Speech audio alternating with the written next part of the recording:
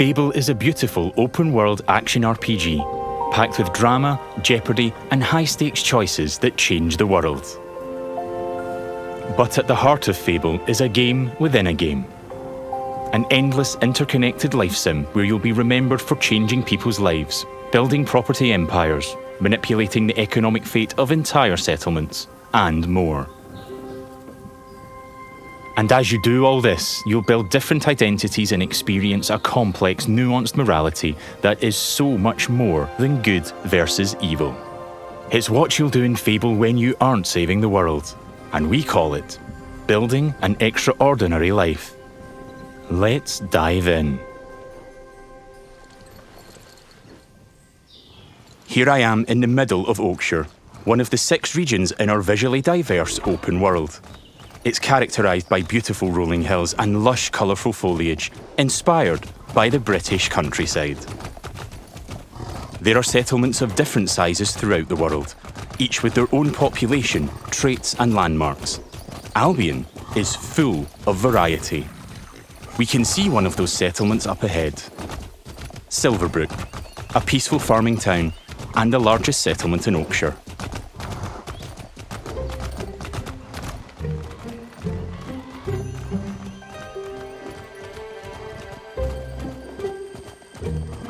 Silverbrook is all about farming, so it has an almost unhealthy obsession with vegetables, which can be seen in every detail of the environment. It's in how the villagers have decorated their houses, their shops, and their streets. It's even in how they dress their scarecrows. When I enter a settlement, I quickly run into the beating heart of Albion. Its people. There are over 1,000 handcrafted, fully voiced NPCs, each one with their own job, home, routine, relationships, and memory. None of these villagers are scripted dressing. They have emergent behaviour powered by real-time systems. They go to work, they go to bed, they have hobbies and families. Sometimes, they just want to spend time in the pub. Albion feels alive because its people have lives. I've never been to Silverbrook, and because I've done nothing of note yet, Max the stable hand here is completely indifferent to me. Got a minute? What do you want then? So, if I ask him to follow me... Follow me. I don't deal with randos. He won't, and he thought I was weird. That's fair. Right then. Bye. Well, and there you go, I guess.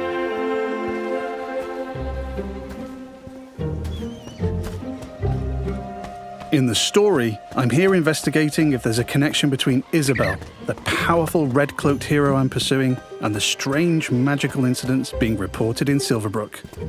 Is that a hero? Right. I've heard something about giant vegetables and a hero called Arden, who lives nearby. Maybe they could help me find Isabel. And it seems there's a bit of a commotion in the town square. Let's see what's going on. Someone needs to tell this little brat what's what.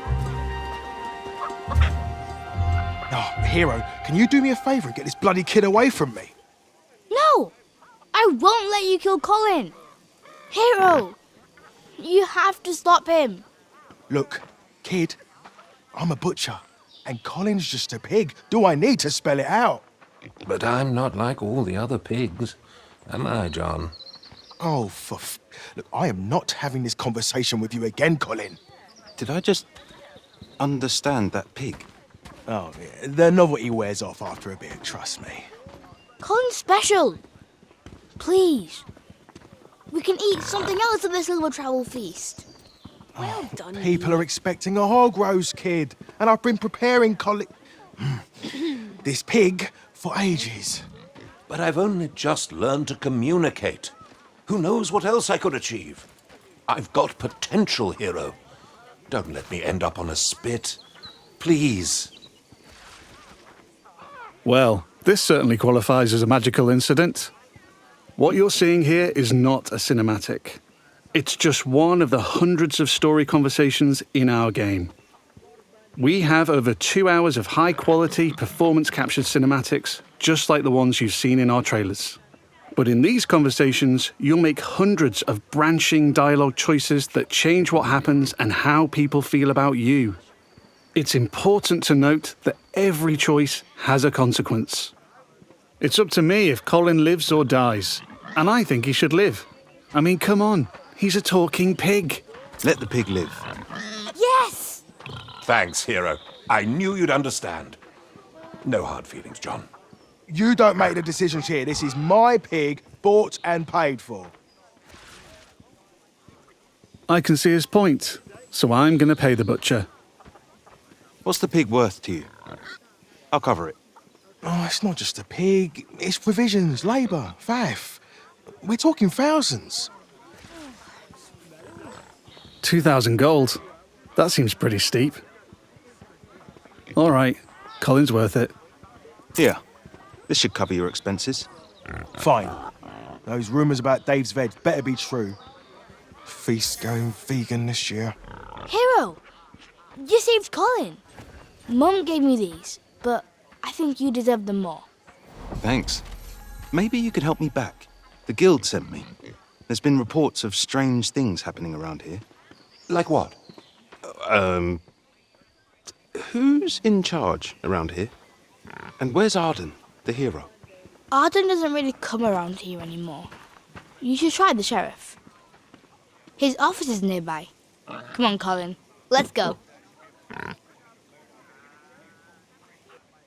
I've spared Colin's life. I've also gained reputations as virtuous and shrewd. In Fable, every action generates local reputation. You'll eventually be known for the reputations you build, and everyone will judge you on their own moral terms, often directly. And this is at the centre of our complex, nuanced take on morality, evolving beyond just right and wrong. It reflects real life, where morality is multifaceted and subjective. One person's good is another person's evil.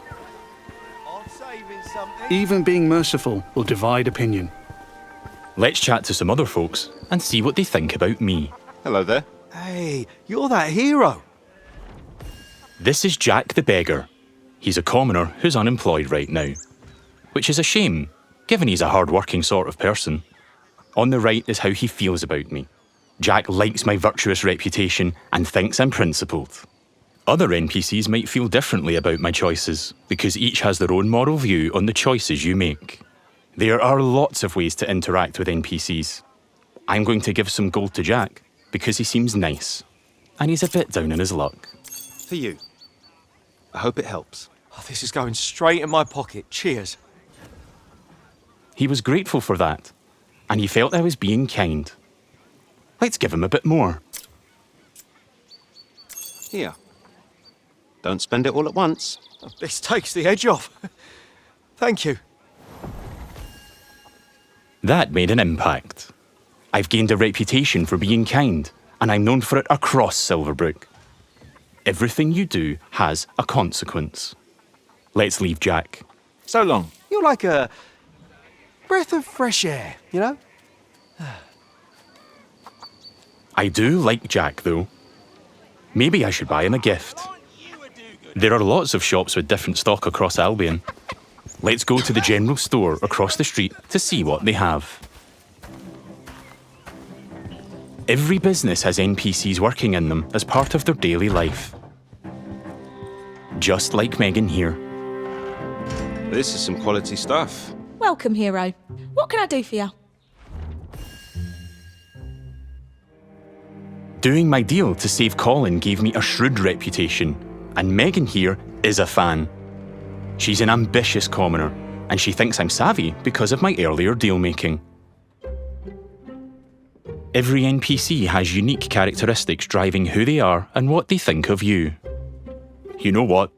Forget Jack. He's dead to me. I'm going to try flirting with Megan. Phew.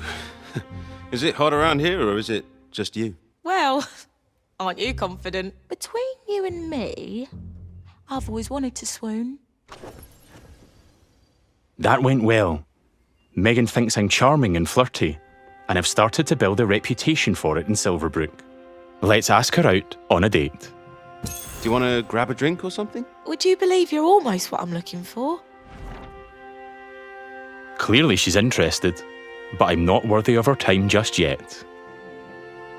She wants to date an entrepreneur who owns their own home and only wears fancy clothes. They're high standards. She is ambitious after all. All right, I'm invested in taking Megan on a date. Let's go. I'll be back, I'm sure. You have a smashing day. First, I'll need to buy a business to get a reputation as an entrepreneur. In Fable, I can literally buy any business. I could buy that bakery across the street, or around the corner, I could buy one of the stalls.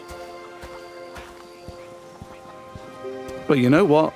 I think I like the pub, the Silver Trough. It's simple to buy a property. Interact with the deed outside the front door to see income, price, and the number of people employed there. To be honest, I've always wanted to own a pub, so let's buy it. Maybe this is the start of my business empire. I'm a proud new pub owner. Now I can set prices and wages, and I can manage the staff. Every villager performs differently. Here, Susan the bartender is great with customers because she's caring. And that's giving my pub an income boost of 10%. Thanks, Susan. The pub's understaffed though. As the new owner, I should probably sort that out. And guess what? I know just the hard-working fellow. Let's go back to Jack the beggar. They're so pure.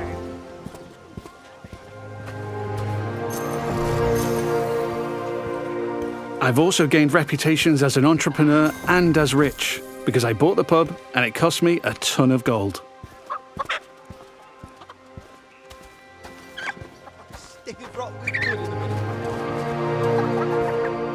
Jack, you're no longer dead to me. Hi there. Hey, you. Jack still likes me for my kindness earlier, but I like that Jack is hard-working, so I'm going to give him a job in my pub. Got a job, if you're interested. I can probably do that, yeah. I can hire anyone, providing they like me enough to accept my job offer. Great. Jack is thankful I've made a positive impact on his life. He's no longer a beggar, and he's now a bartender. Cheers. Yeah, makes sense. There are so many other people to talk to. Villagers react to the reputations you build, They'd help with anything. and they remember the things you do to them. Now the pub is fully staffed, and Jack can head off to work. Incredible. Take your time, Jack. Next, I need some fancy clothes. Let's head to the tailor. What a cheeky charver. There are lots of places I can update my look. Tailors, hairdressers, tattooists. And every settlement has different options available. There are rare outfits to discover in the more dangerous parts of Albion too. There are tons of options to create a unique look for your hero.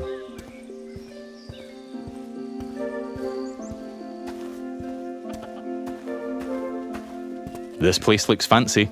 Let's head inside.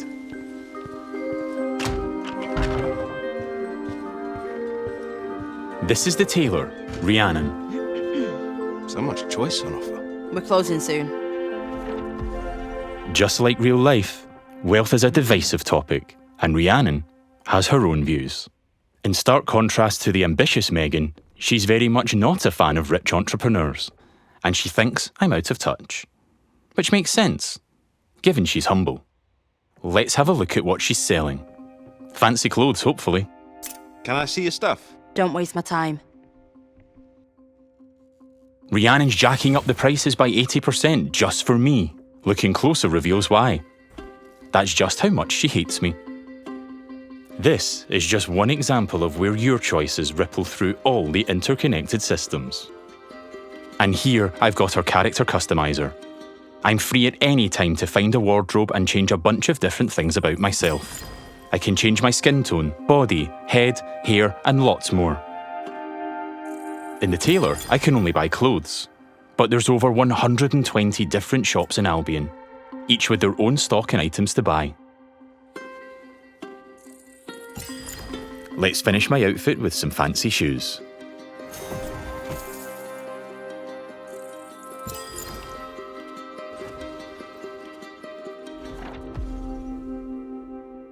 See you, Rhiannon. Take care. Yeah, alright. We don't get on, but it's been a pleasure. Now I'm really looking the part. Let's check on my relationship with Megan. At any time, I can dip into property and people screens to track my loved ones, of which there could be many, because I can have relationships with everyone in Albion if I like. It would just take a while. While I'm here, I can see the reputation cloud on the right. It shows me what I'm known for in Silverbrook, as an entrepreneur, rich, kind, shrewd, and virtuous. On a single moral scale, these reputations would be seen the same way, as absolutely good or evil. However, as we've seen with Megan and Rhiannon, Fable's morality reflects the complexity of judgment we see in the world today, where everyone has their own moral view. The last thing left for Megan is to own a home. I'm a bit short on cash though, seeing as I paid a fortune to save Colin and bought a pub. But since I've bought it, I've been earning passive income, so let's swing by to collect it. The people of Silverbrook all have their own nuanced, subjective view of who I am and what they think of me. But if I don't like my reputations in Silverbrook, I can pay the town crier to change them. I give them gold, a lot of gold, and they spread a new reputation for me. If you're rich enough, you can change what people think of you. Here I am at the Silver Trough, now under new management. Let's head inside and check in on our employees. There's Susan, my star bartender from earlier. Well, aren't you a do-gooder? Hey, you. Working hard? Just who I wanted to see. You. Oh, she fancies me because she thinks I'm compassionate. Sorry, Susan. I only have eyes for Megan. Keep at it. You and me, boss. You and me. Hey. And there's Jack. Let's say hi. How's it going? Just working. You know me. I knew you'd work out, Jack. He is a hard-working commoner after all. Keep up the good work. Farewell. See you, boss. Things seem to be ticking over in here, so I'll head downstairs to the income chest to collect my profits. Looking good. There's an income chest in every business I own and every property I live in. It means I don't have to go to each individual place, and I can collect all my income from any of them.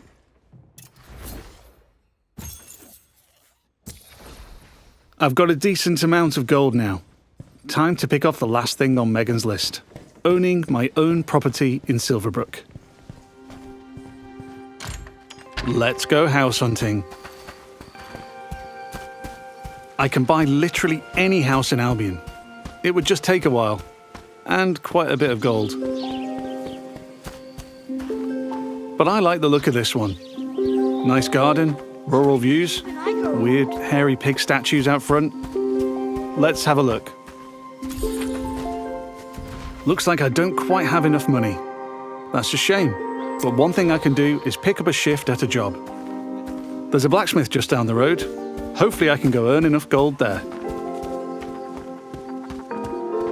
Going on dates, buying properties and businesses, and doing jobs are all part of the interconnected Fable experience. It really adds to the sense of immersion when I can take a break from saving the world to change the lives of the people around me and discover how the simulation reacts. I could play this part of the game forever, and I'd never run out of systemic toys to tinker with. There's a couple of jobs to take on across Albion, but today I fancy a try at blacksmithing. It's as simple as walking up to the anvil to start a shift. No prior experience required.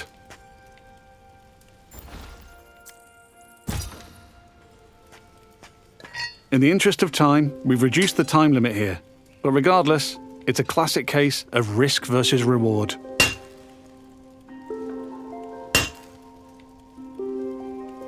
I'm constantly having to balance speed versus precision, while trying to earn as much as I can.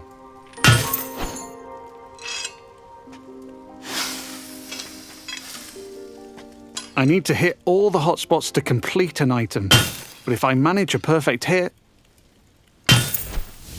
just like that, I earn a multiplier on my gold.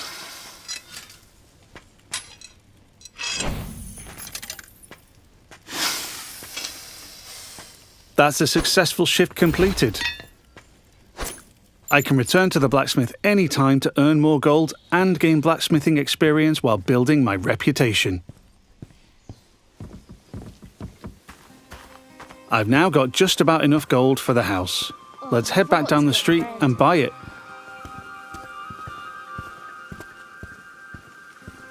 There are guards stationed in every settlement.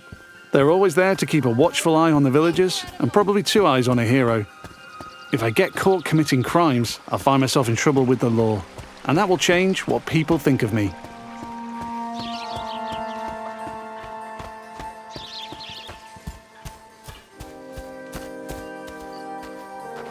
We're back. Let's buy the house.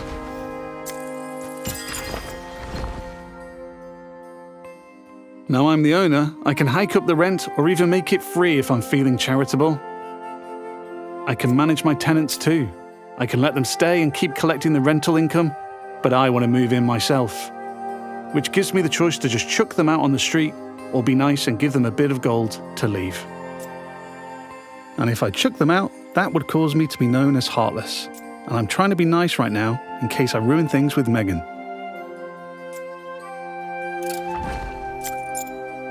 And now I'm free to move in.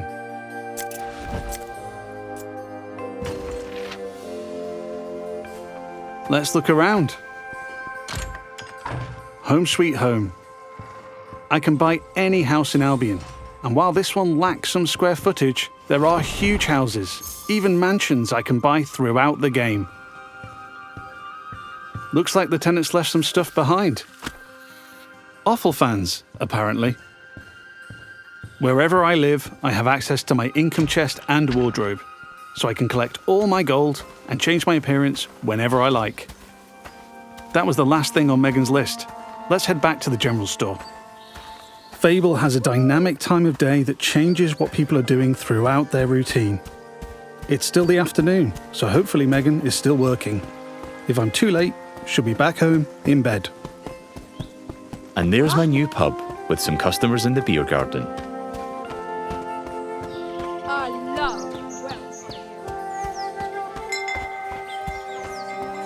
Now we're back at the general store.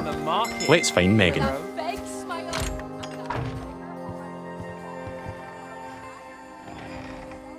Just the person I wanted to see. Still interested? I've ticked off all Megan's dating goals, so now my chances of romance are much improved. Let's ask her on a date again. How about a date? A date? Oh, I'm chuffed to bits. I can offer a gift to increase my chances of a date being a good one. As tempting as my new offal is, I'm going to give Megan flowers instead. I think she'll like them more.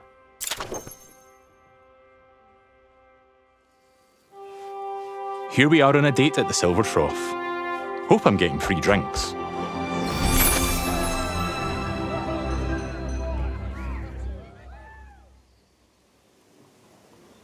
Looks like it went well. That was quite the date, hero. Loved it. Hey, you. Oh, hero. Yeah, that date was just brill. Megan found me quite charming. I'd like to make things official, so I'll ask her to be in a relationship with me. So what do you say? Ready for something more? And what a lovely couple we'll make.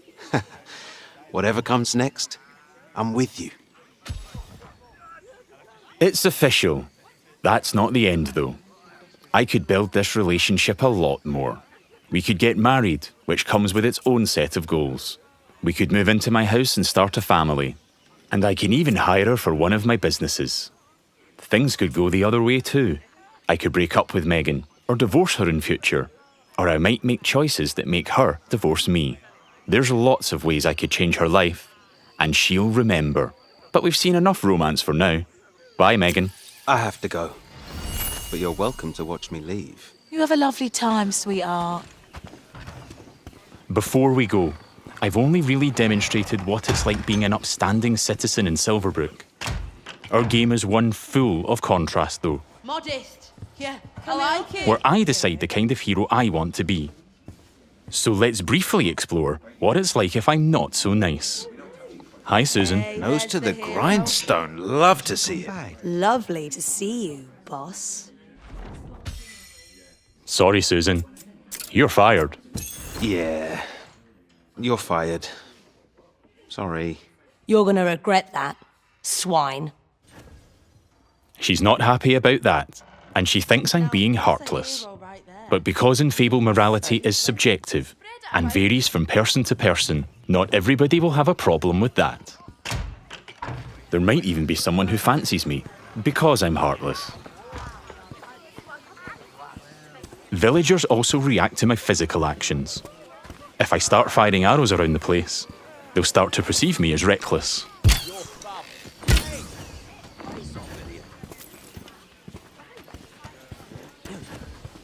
I can even take pot shots at the locals if I want.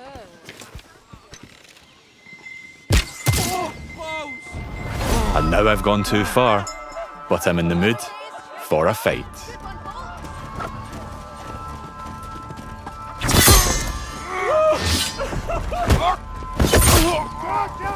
In Fable, you can express yourself with your own combat style, combining strength, skill, and will in style-weaving combat. You choose the weapons, skills, and abilities you want to use and blend them seamlessly together.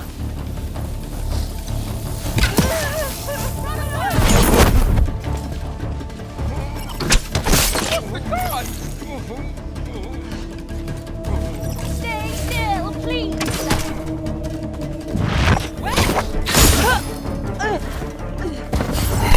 Do I kill them all?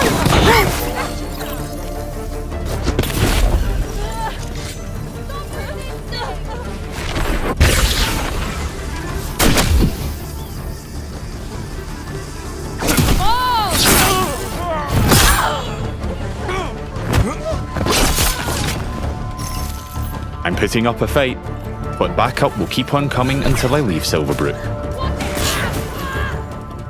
Peacefully or not. I think a tactical retreat is probably for the best. Now I have a bounty on my head which will grow with more crime. I can immediately pay it or pay a reduced fine if I spend long enough out of town. My reputations don't disappear with my bounty though. Once I'm known as a killer and a criminal, it'll stick with me until I put in the work to change what people think. Or until I've made an expensive visit to the town crier. Because the people in Albion remember what you do.